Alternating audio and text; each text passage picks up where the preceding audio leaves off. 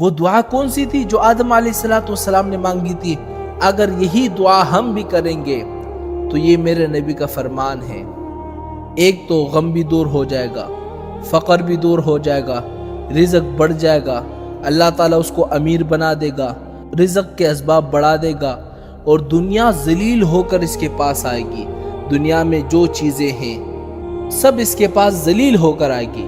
وہ دعا یہ ہے، اللہم انک تعلم سریرتی وعلانیتی فاقبل معذرتی وتعلم ما فی نفسی فاغفر لی ذنوبی وتعلم حاجتی فاعطنی سولی اللہم انی اسألک ایمانا یباشر قلبی ویقینا صادقا حتی اعلم انہ لا یصیبنی الا ما کتبت لی والرضاء بما قضیت علی۔ تو جو بھی بندہ یہ دعا کرے